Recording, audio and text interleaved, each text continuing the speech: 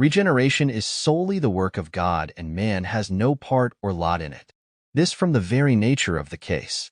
Regeneration is termed a new birth, or birth from above, John 3 verse 3, and birth excludes altogether any effort or work on the part of the individual who is born. Personally, we have no more to do with our spiritual birth than we had with our physical. Again, regeneration is likened unto a spiritual resurrection. Ephesians 2 verse 1. Clearly, resurrection is outside man's providence. No corpse can quicken itself.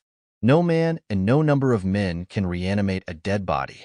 Only the living God can speak the word which will call forth a Lazarus from the tomb. And he alone can quicken into newness of life one who, spiritually, is dead in trespasses and sins. Once more, regeneration is denominated a new creation, 2 Corinthians 5 verse 17. Here again we enter God's domain. He alone can bring into being that which previously had no existence. We repeat, regeneration is solely the work of God, and man has no part or hand in it. Because regeneration is the work of God, it is a miraculous thing. The new birth is no mere outward reformation, no mere turning over a new leaf and endeavoring to live a better life.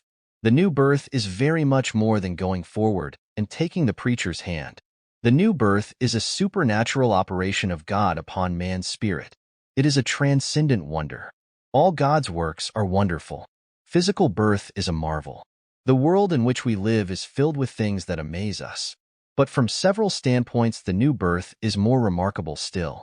It is a marvel of divine grace. It is a marvel of divine wisdom. It is a marvel of divine beauty.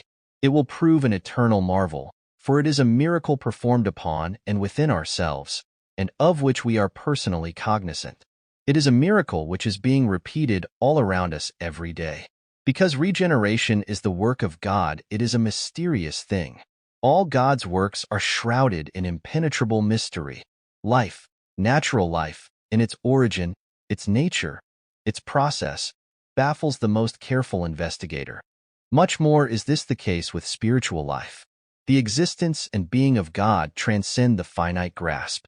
How then can we expect to be able to understand the process by which we become His children? Our Lord, Himself, declared that the new birth was a thing of mystery. The wind bloweth where it listeth, and thou hearest the sound thereof, but canst not tell whence it cometh, and whither it goeth. So is every one that is born of the Spirit, John 3 verse 8. The wind is something about which the most learned scientists know next to nothing. Its nature, the laws which govern it, its causation, all lie beyond the purview of human inquiry. So it is with the new birth. It is profoundly mysterious. Regeneration is an intensely solemn thing. The new birth is the dividing line between heaven and hell. In God's sight, there are but two classes of people in this world, those who are dead in sins, and those who are walking in newness of life. In the physical realm, there is no such thing as being between life and death. A man is either dead or alive. The vital spark may become very dim, but while it exists, life is present. Let that spark go out altogether, and, though you may dress the body in beautiful clothes and deck it out with all imaginable finery, it is, nevertheless, nothing more than a corpse. So it is in the spiritual world. We are either sinners or saints, spiritually alive or spiritually dead, children of God or children of the devil. In view of this solemn fact, how momentous is the question, have I been born again? The answer to this question settles our eternal destiny.